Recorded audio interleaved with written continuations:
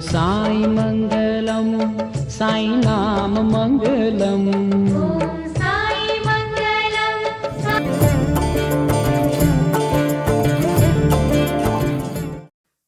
ప్రతి ఒక్కరూ భౌతిక బంధాలతో ఏర్పడిన ప్రేమను పొంది ఆ ప్రేమలో సుఖ సంతోషాలను ఆనందాలను అనుభవిస్తూ తమని తాము మర్చిపోతూ జీవిస్తున్నారు.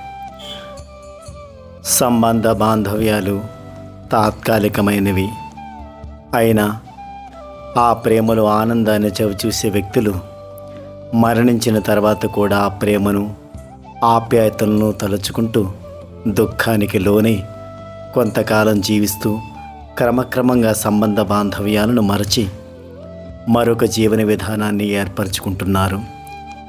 మరొక ప్రేమకు ఆప్యాయతకు లోనై జీవిత మార్గాలను వెతుక్కుంటూ వృత్తి వ్యాపారాలు నిర్వహిస్తున్నారు.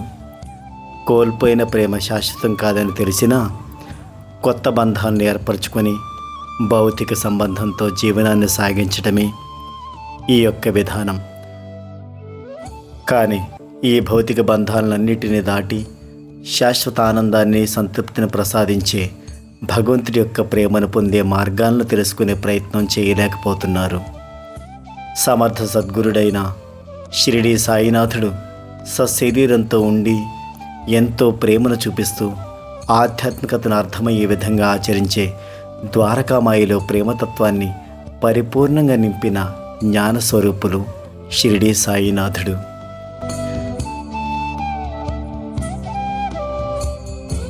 ఆ సాయి పరమాత్మని యొక్క భక్తులుగా ఉన్న మనందరం కూడా షిరిడీ సాయి యొక్క ప్రేమామృతాన్ని స్వీకరించాలి.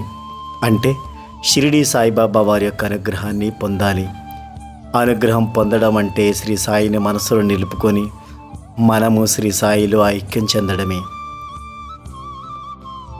ఐక్యం చెందడం అంటే శరీరాన్ని విడిచిపెట్టి ఆత్మను సాయిలో కలపడం ఒక విధం అయితే, నీవు సజీవ శరీరంతో ఉంటూ నీ ఆత్మను సాయితో ఐక్యం చేయడమే. సాయితో ఐక్యమైన శరీరం సంపూర్ణ ప్రేమతత్వాన్ని పొంది అందరికీ ఆ ప్రేమతత్వాన్ని పంచి ఇవ్వడంలో సాయి గుణాన్ని కలిగి ఉంటుంది.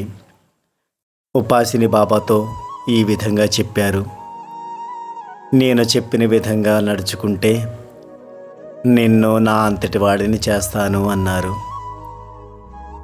ఇక్కడ అదే మాటకు నిదర్శనంగా సాయి ప్రేమ పొందిన ప్రతి భక్తులు సాయిగా పిలువబడతారు.